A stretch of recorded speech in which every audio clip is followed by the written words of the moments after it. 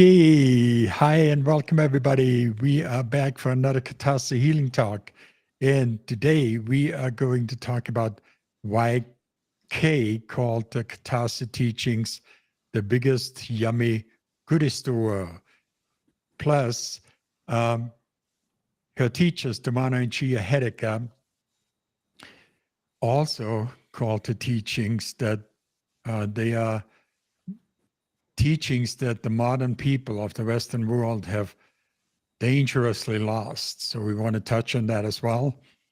And let's see why we are calling the Catharsis not just spiritual teachings, but more than that, a way of life. And then what values and gifts do these teachings offer, do these studies offer? And why, as a modern human, would you want to engage in these studies? Would you want to study these ancient teachings? So my name is Helmut. I am here again with my wife, Kay. Hi, Kay. Hi. And our friends, Laura and Laura. And hi, guys. And Kay is going to get us off. Enjoy. Oh, one thing before you get into it. Questions, put them in the chat. And if there's time left, we get to them. All right, let's go. All right. Well, what the Hetaka said, and also my Egyptian teacher from the pre-flood Egyptian materials, they talked about since at least 12, maybe 13,000 years ago, could be more than that. We've really been slipping in our entire way of life, in our way of thinking, which is really important to them, thinking and feeling. And there's been a fraction of people that were growing and growing and growing with their influence and managing to program a good piece of our population in this new way of thinking back then. And my teachers called it an upside down and backwards way of thinking.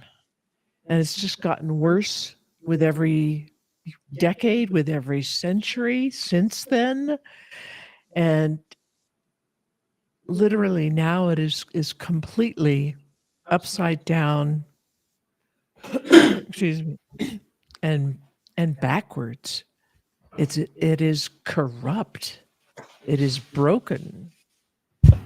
And we don't even notice it. We don't even notice that there's something wrong there. There's something different. There's something that doesn't go along with the ideas of true love, of unconditional love, the ideas of the beauty that the universe holds, that it's made of. It is made of this love, and it's made of this beauty that is so astounding and awe-inspiring, and it's everywhere around us and inside of us. And most of us, modern culture, we don't even notice it. We have this totally upside down and backwards way of thinking that is corrupt into every aspect, every department of our lives. And it just affects everything about our culture and who we are and where we're going.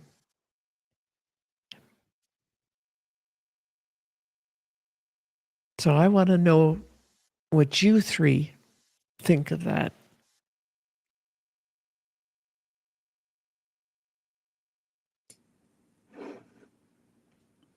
I was about to say, or better yet, how we've experienced it. Yeah. I don't think you know you're in it, though. I didn't know I was in it until you describe it well, Kay. It was like you cut the first little hole in the box you're in, and you get a peek or a sniff or a taste of what's on the other side. And then you start punching more holes. And it's less about letting the light in to where you're at. I think I tried that for a period of time.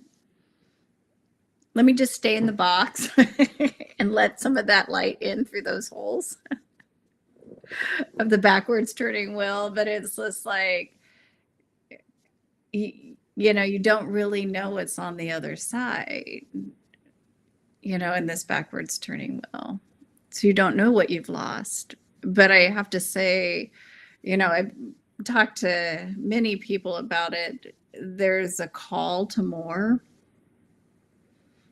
and that's what, I was looking for there, even though I didn't see we're in a backwards turning wheel or this negative world, this destructive world. Because, basically on paper and in society, you would have said I had a perfect life, but I was miserable, absolutely, completely miserable. And then I felt guilty about being miserable and not happy. And so I started searching. So I think it's that searching, that call, that's why I love the title, The Call of Your Song. That call to more, that encourages us to try to poke that first hole in the box. I guess that's a little my thought. It's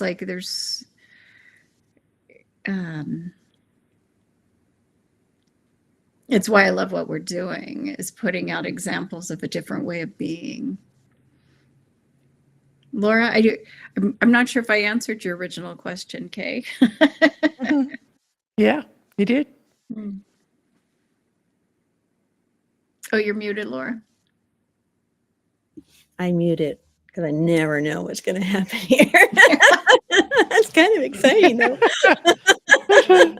I was going to say that, that was my experience as well. I was searching for something. I didn't know what it was. My life looked good. I thought I was pretty happy. But as soon as I found Katasi, I knew there's something that rang inside of me. This is what I wanted. This is what I needed to awaken. I really wanted to awaken. And I think when I first started, I didn't know that's what I wanted and that it was even a possibility. You didn't know you were asleep. I didn't know it necessarily, but I knew I was searching for something. There was something I was supposed to find. And when I found it, it's like, yeah, this is it. This is it. Because when you think about it, our society, you're living in a world that's better than, less than. There's a lot of judgments, a lot of expectations, and we put all these things on ourselves, and in those is unhappiness when things don't turn out how you think they should. There's the energy of victim and the energy of blame, the energy of avoiding because you don't like how it feels. You don't realize, and unless you have like these teachings, is that you have a choice. You have a choice. And, that's transformative. Because you can decide to stay in that little teeny box, or you can start poking holes in it and stop blaming everybody else for what you're experiencing. And that's, I think, one of the biggest things about the teachings is you have a choice. It's not just an automatic belief, an automatic reaction to things that are going on in your world. And that's what the Katasi teachings have taught me. That's a big one. And there's more. Okay, Helmut mentioned that in the later questions, but reading the Reluctant Shaman again, Kay's book, we're kind of, in the book club, we're at that point where this conversation is very relative because Domano and Chea is having poking holes in your box so that you can see on the other side, just like we were, or we still are, but we can talk more about that later. And then I think one of the biggest things about the teachings is that you start to think of yourself differently. You start to feel that you're eternal and infinite, and you start looking at what are your passions and what do you desire in life. And then you start working towards those because you've identified what you value. And our society doesn't work. She just loves these. So our society doesn't really look at those things very closely. I think a lot of people are motivated by what other people are seeing in them instead of what they're feeling inside themselves and experiencing. They're not aware of their own consciousness and their awareness and what's coming into their awareness and deciding to take responsibility for that. Yeah. Oh, Well, we're told what is happiness. right. It was just like, that was my experience, told what is happiness. It's one of the many things and told how to become happy. And it was my song, as we call it, the poetic term that Domano and Chea came up with, or my totality that was like, I'm not happy. That's not making me happy. That's not making me happy. That's not making me happy. I'm not happy. And again, then you're told if those things don't make you happy, there's something wrong with you. And, here's a pill because there is something wrong with you that you need to take these things, because that's what society says happiness is. That's what society says love is, and how to love, and the correct way to love. We just, it's, slow and steady, you can see how we each lose track of ourselves and, and as a society, how it's lost track of itself and the planet. Or, how we've been led to creating priorities that aren't in our best interest, examples that aren't healthy. It's, Helmet, you're muted. Oops. One of the biggest things this offers, and I'm sure there are other teachings that offer similar things, but until we go on the journey, until we develop the desire to explore if there's more to life, we all living a pre-programmed life that the culture has indoctrinated us with from birth, from the beginning, or maybe even before. And we follow the instructions like a good little soldier until we start to realize, okay, something is wrong here. This doesn't feel right. And then the more we learn, the more we realize how pervasive these programs are and these thought forms and this way of thinking. And the more I dove into this teachings, the more I isolated myself because I wanted to stay away from it. I didn't want to be part of it. But at the same time, I developed like a care and desire for what people were feeling and the desire to help because I've been there and it's not a happy place. It's a poor imitation of life and a very poor imitation as that. And what the teachings offer is to give you tools and wisdom to learn what life really is. And it's like, I think a good analogy is black and white TV, Technicolor TV. It truly, what I found. Once you have once you have discovered it, it's like you can't go back to black and white. No. Have you ever watched those old TV shows? Like you'd mentioned Northern Exposure. So we went and found it and watched it, and the colors less, the screen, they had to make it a little smaller to fit back, but you realize how much further the digital sound and color and has come, and it's kind of like that. It's just like going backwards. Once you've seen it, it's like, no, you want that, and I'm with Helmet, then you want to show other people. I did what I call box hopping. I thought I was waking up or I just jumped in another box. A different box, a different expectations, but it was still another box. I studied a different form of shamanism. And I remember coming to class, and I like to wear jeans. I'm very comfortable in denim. Like to wear jeans, and I showed up at class, and they're like, "Oh, you can come in yoga pants. you can come more comfortable." They were being very nice to me, and I'm like, I am comfortable. And looking around, it was just like there was a lot of things. Well, I ate meat.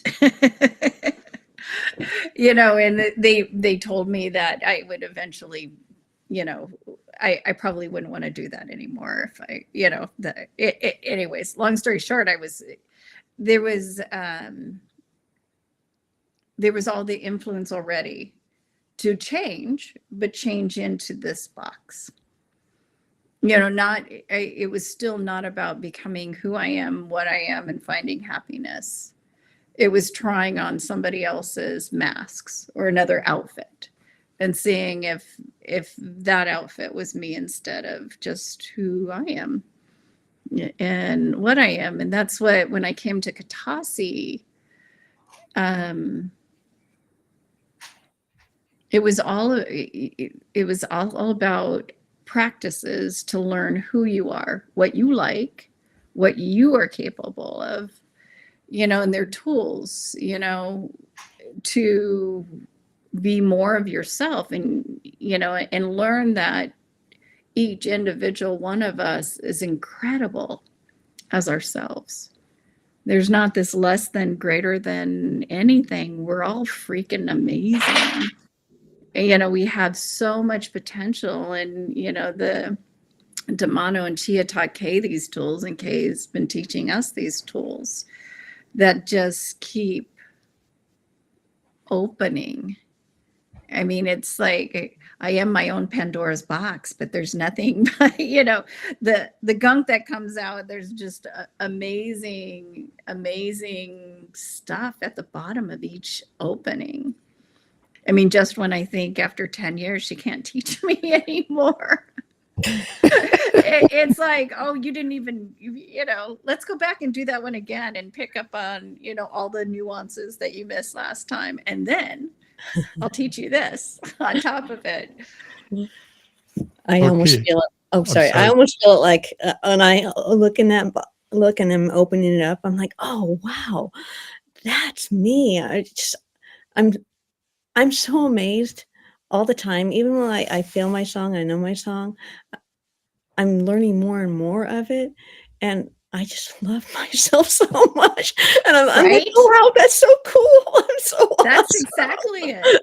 And it wasn't that way before Katasi. There's always something wrong, something I could get better at, something, it's just always some sort of judgment that kept me from feeling truly who I am. And now it's like I'm discovering new stuff all the time about me. And my interaction with other people, I have so much compassion and love for them now. They don't have to do anything. I know the box that they're in, and the challenges that they face every single day based on the boxes that we've been raised in. And yeah, I want to help in some way, but and share the teachings in some way so that they could also grow and learn and experience the joy and love that is there all the time. Yeah, just beautiful stuff to share. Empowering stuff to share.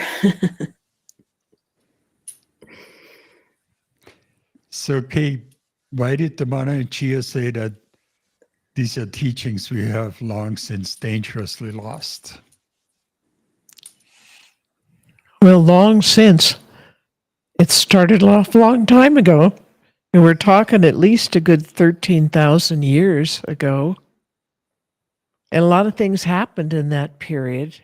There was a period of what some of the geologists, archaeologists call catastrophes, where the weather changing so drastically, going in and out of extreme ice ages with all this glaciation and the big weather changes, the loss of large animals, a lot of small animals too, but what was really noticeable was the big ones, especially the ones that were used by humans for food, for game.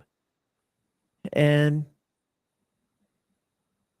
a lot of things got different in a very short period of time. And it seems that there is outside influence, which could be all kinds of different things. But outside influences that were not to the benefit of those people, our ancestors that were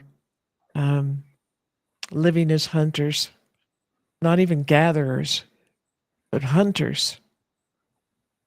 And they didn't farm, and they didn't eat plants, and their whole way of life is just so very, very different. And the ancients talk about these different groups of people around the planet. Some of them were extremely advanced, and others were somewhere in the middle, and others were extremely primitive. And before these negative influences, there was just a basic understanding that everything was made of love. And by that, I mean the stories they tell are about how the universe was created. And the first thing that was created in the universe was love. The first thing that filled the universe was love. And so many of these different cultures refer to that in their own way of talking about it, and they're describing it. And I know the Egyptians' creation story about how they refer to it as a netter, or you could say a goddess. And this is Oset Kempt, Black Isis. In Greek, that's Black Isis. That's the name that we've learned that's come down to us, although we lost the meaning entirely of what that really means. The black is not because of the race, and the black is not because they're bad and they're naughty. The black represents the void, the great unknown, and the black, the unseeable.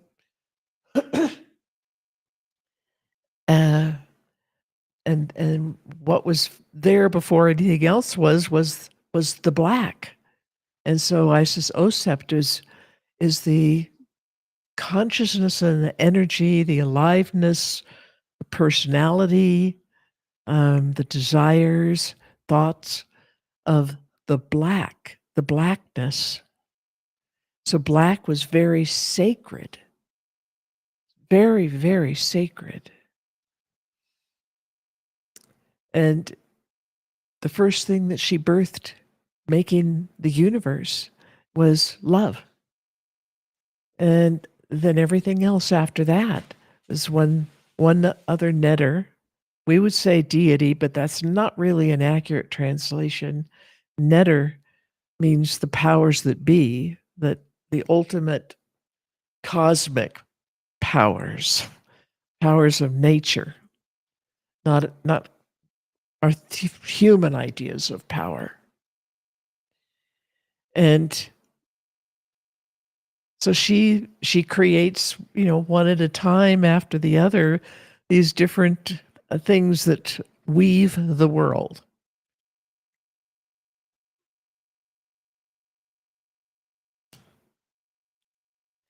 And in Egypt, the weaver is Neith.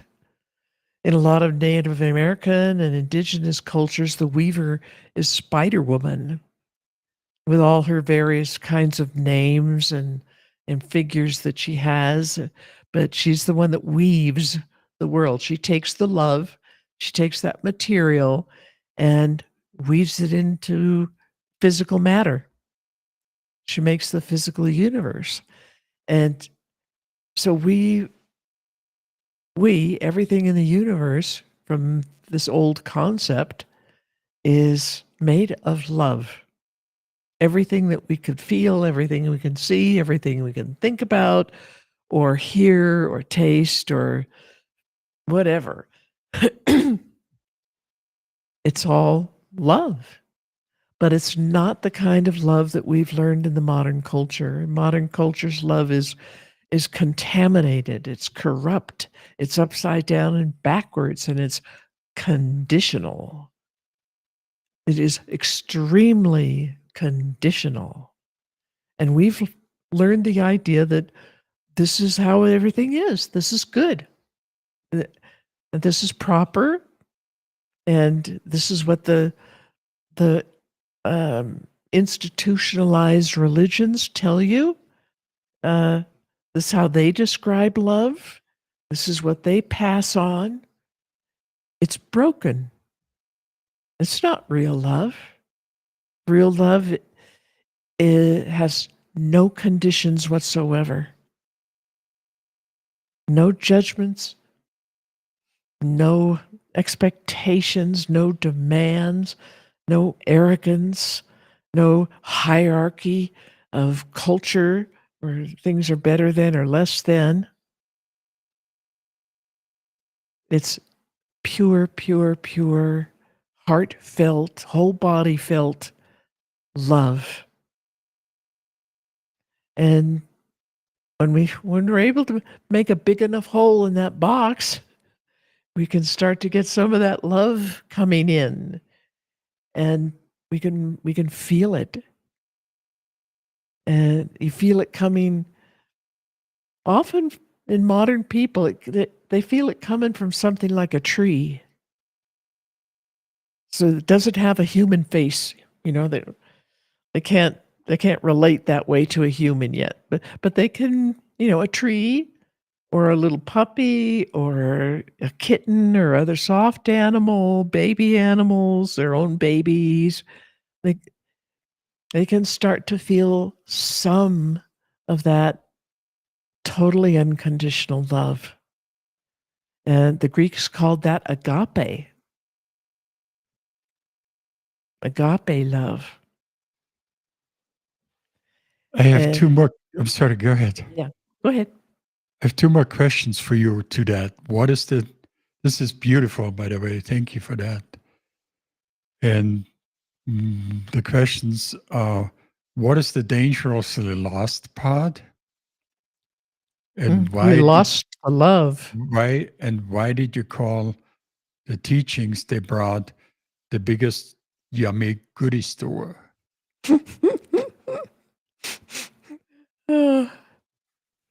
That's the kid in me, I guess. To me, I feel that love, and I can feel and perceive. I can see, smell, hear, touch. I can perceive the beauty, real beauty we've just forgotten what it really is. We've lost it. It just hasn't been passed on for a long time. But when we see something that has some of that in it, we feel the awe. It fills us up like a painting or a sculpture that is so provoking of feeling, and feeling that love, feeling the beauty. It just fills you up. And it stops the thoughts. It starts ripping the box open, and you feel so much more love and beauty in the world, in yourself. You're able to perceive more of it and share it. Sometimes those experiences are so overwhelming that you can't even find words to express it, and try to tell that person standing next to you, might be your mate or something. You just have no words. You have no words. But this is so great, and I wish I could express it and share it with you. Those kinds of feelings, and feeling that field of love. It's literally a field of love, and it whooshes over you, the field of beauty. We share that. We don't intend to, or even if we try to intend it more so, we are sharing it because we are so connected. And our world has lost so much of all the things that are of real beauty and real unconditional love. And I'm sorry to say, even institutionalized religions have fallen into an awful lot of the corruption that fills the whole modern world. And that's what they are writing about, and they're thinking about, and they're teaching, and that's what they exude. And once you understand the difference between the feeling, the whole feeling in your body, your mind, your heart, your whole consciousness, which feels like it's way out here somewhere as well as in here. It's just so big. When we're waking up, we're feeling more of that, more of it, more of it, more of it. It's bigger and bigger and bigger. When we're asleep in the box, we don't feel it at all, and we don't even know it exists. And we don't know that we're missing something. And even the churches, synagogues, other temples, other kinds of modern institutionalized religion has gone the way of the upside down, backwards turning wheel with their corruption. And when we look into it a little closer, and for real, seeing honestly what's there, we could see that.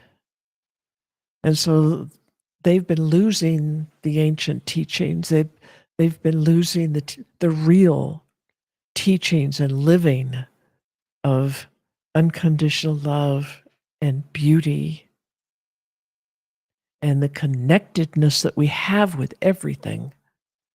We're connected to everything, whether we're in the box or not.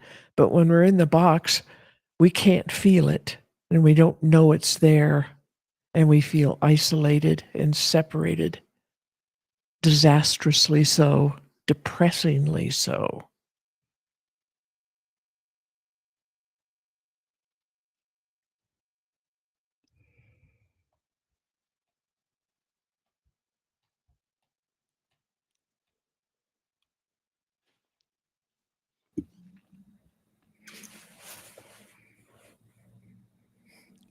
Can I speak on that just a little bit Oh, with my experience? Give me a minute here, Laura, please. Yeah.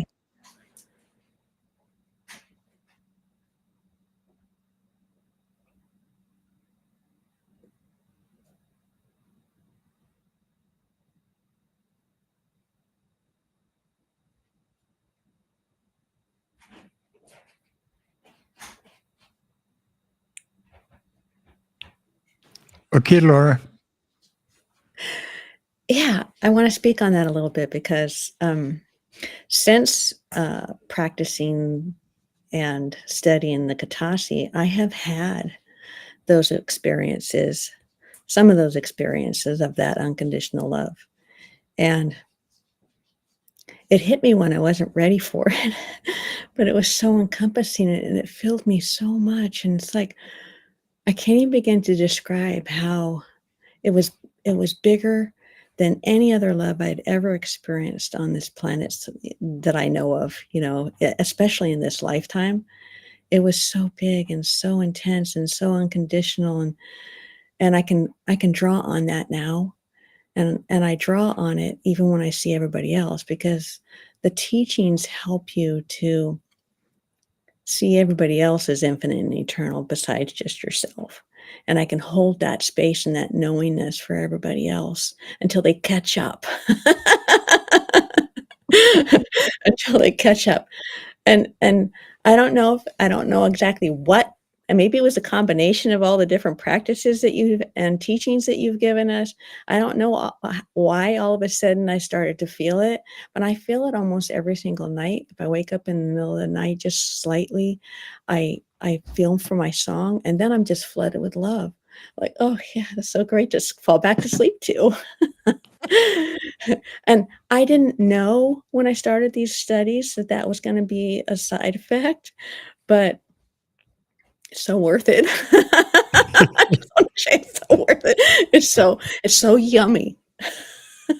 That's the yummy candy store.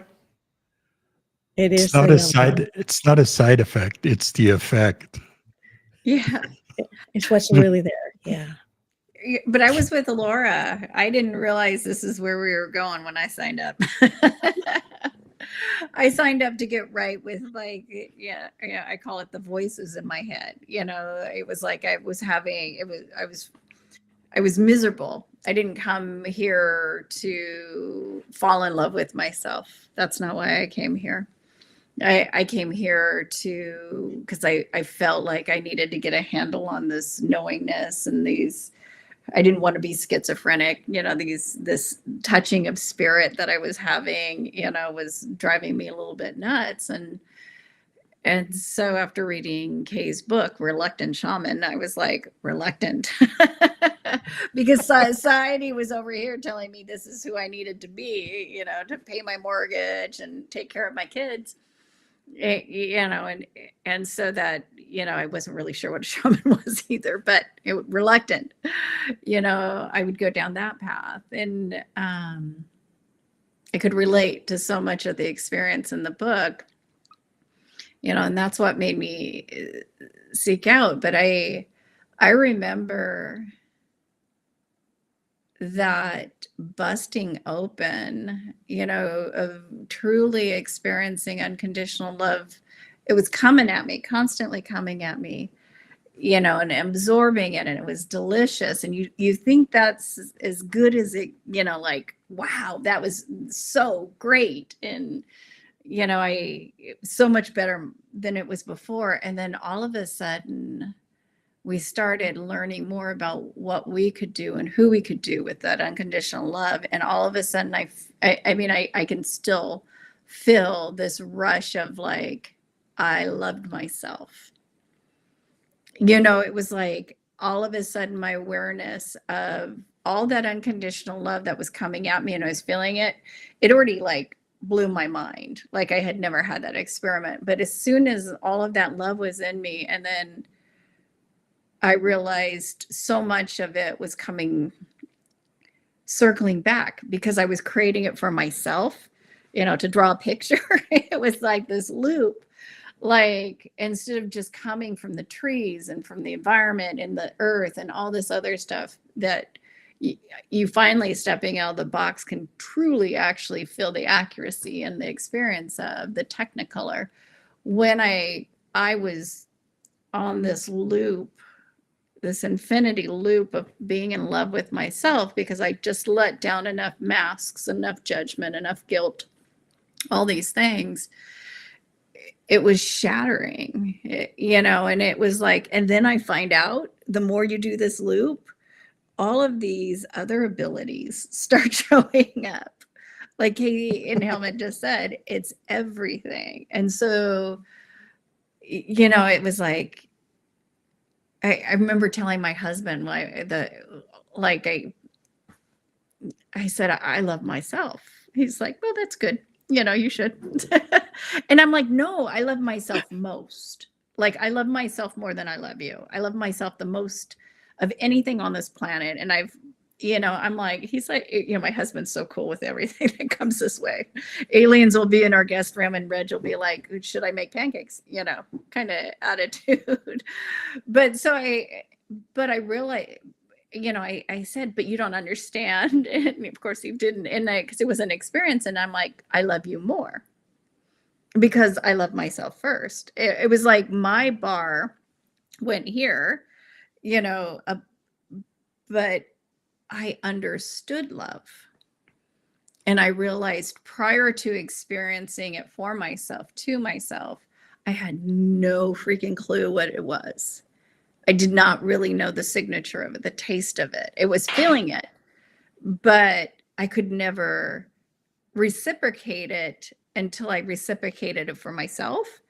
And then I could do it then for all these things back. And it just like went, it was like a battery being charged, in full and then spilling over, because it was like, and then you realize the trees really want you to love yourself, because when you love yourself, you understand a language. You can't speak this language until you do it for yourself. But it takes, again, that's why I love these practices, is because they are practice. They're classes and studies. And the studying, it is the practicing of it. It's like keeping those pathways open and accessible, keeping that love flowing. That love is what we do healing work with. I mean, the love is what we get information and knowingness with. It's utterly delicious. And so, I mean, it's just, you need food and water, but you need this. I mean, we don't understand that we're starving for this. And that was the call for me. I was starving. But what I was starving for, wasn't just these, it was me. I was starving to be me, to access this, to be alive again, to wake up. My child knew it. And now I can remember experiencing this before, in this life, in other lives. Yeah, it's delicious. I think we covered it. I mean, that's why you want to study these things, because this is what we need to learn so we don't end up destroying the world. This is what we need to get back to. And I think that's why Domano and Chea said that the dangerously lost part. Mm-hmm. Mm-hmm. We So- need to look at everything that's in our lives and realize how much of it has turned into something less than beautiful, less than love, and is dangerous to all of us. And even our technology and some of the incredible things that we're coming up with in AI, and how fast it's developing and what it's capable of. as remarkable as it is, it's basically just a technology, but what we do with it and what we let it do to us, how we incorporate that in our lives, and whether we're using it to be part of the control machine, because we live in a control machine. In this upside down, backwards turning wheel, this is everything from the, as people like to say, the top down, from the top of the control pyramid, where people call themselves an elite, as though we're all supposed to be, like almost worshiping them and do anything they say, want. All of that control is utterly corrupt. It's utterly corrupted. Upside down and backwards to the nth degree. And that upside down, backwards turning wheel, as it keeps turning through time, it destroys itself and it destroys everything around it. It is destroying our world. It's destroying all the cultures. It's destroying us. Everything on this planet. And people don't seem to notice. When you're in that box, you're asleep and you don't seem to notice, and you're programmed to not notice. Ooh, don't look behind that curtain. That's a, don't go there. You don't want to see what that really is. And it's about control. And this is how we get out of the control. You don't fight it. Domano and Chea said, don't go to war. Don't go to war with your thinking, with your masks, with your programming. Don't go to war with who's making the programming. Step outside of it. Turn the other way. Turn to the love. Turn yourself, your whole self, and your whole life to face the love, to be in that love, to be in that beauty, to learn it, to live it, to feel it, to share it, to teach it to others.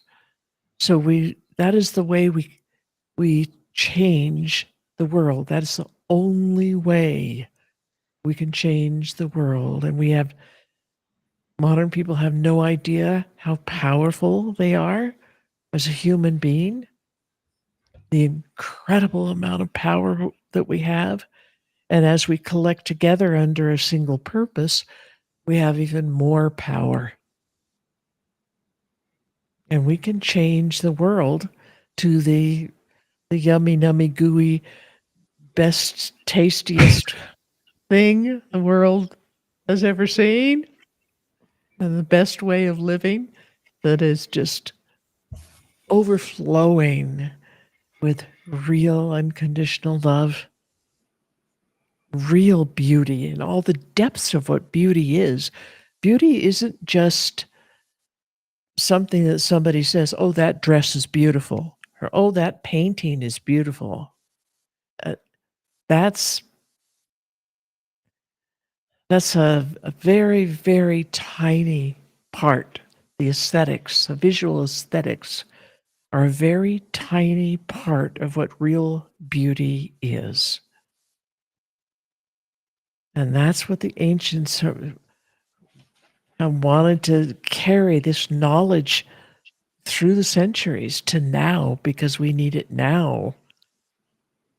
We need to build a new world. The old one's dying, it's ending, and you can see it everywhere around you, and you can feel it, and it's in your pocketbook, and it's in your bank account, it's in your bedroom, it's everywhere, every part of your life. We could change that. We can change it. And it doesn't have to take a long time, doesn't have to be difficult. And that's what the ancients always said, both the Egyptians and the Peruvians. Doesn't have to be hard or take a long time or be really dangerous, or half the planet doesn't have to blow up or get hit by asteroids, or in order for us to wake up and see that, ooh, we kind of did things bad, huh? Let's start new. Okay. That's beautiful. To the beautiful people listening to us live, uh, share your thoughts if you'd like to. And if you have questions, please put them in the chat too. And also, I wanted to share about our summer gathering that's coming up. As the name says, summer gathering this July. And you can spend 4 days with Kay and Laura and myself and a bunch of other wild and crazy students and new students and old students. And this is the website. And if you scan the QR code, it's going to get you there to the page for that gathering. So we'd love to see you there. And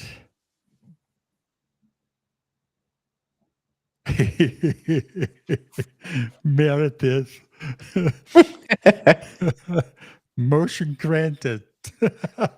I'd like to submit a motion for this talk to go on for at least another hour. Okay, I have to backtrack that because we want to keep it to an hour, but we're going to do more of them, and we can continue on this along this line. But very beautiful. Thanks, Meredith. And Linda, thank you for this beautiful discussion. As a student of Katasa, the most magnificent gift I have received is knowing, feeling, and experiencing unconditional love for self and all others. Beautiful. Thank you, Linda. And that is the real goody, the yummy goody that comes with this. Any other thoughts? I want to say that through the teachings, you have the opportunity to awaken to a bigger reality of love. That's been my experience. Well said.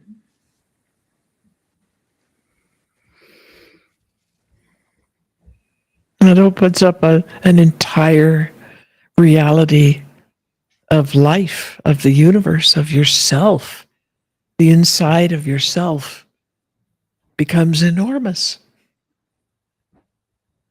when before you had no idea. No idea.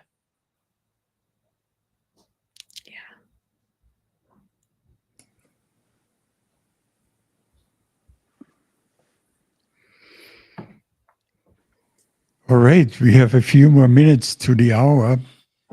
Do we want to leave it here?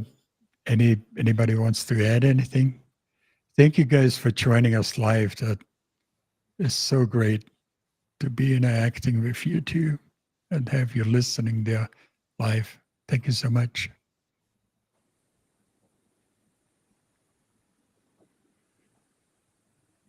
I just know, I mean, this path saved my life. It, not only saved my life, but it saved my health, but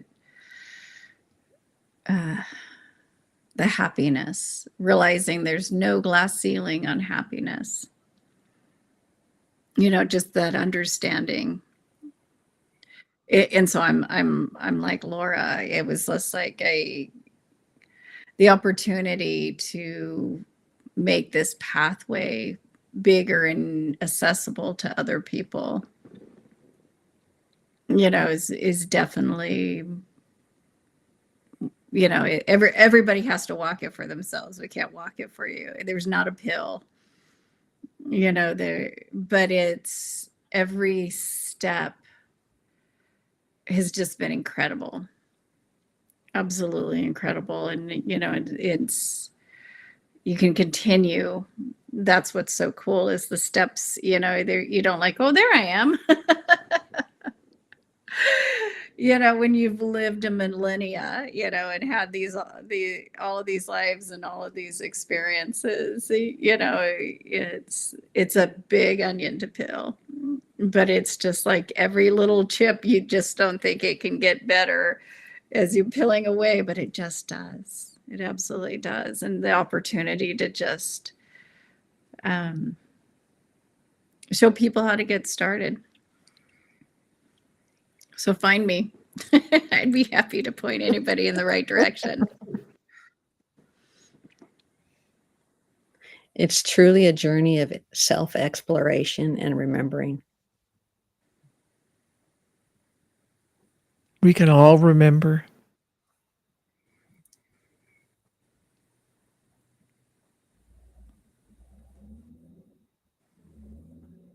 Thank you, Helmut.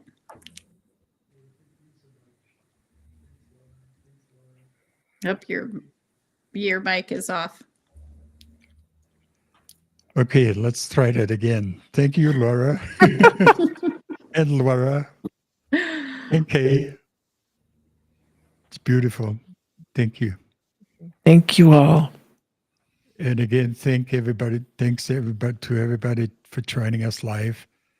And to everybody watching this later, have fun and thanks for watching.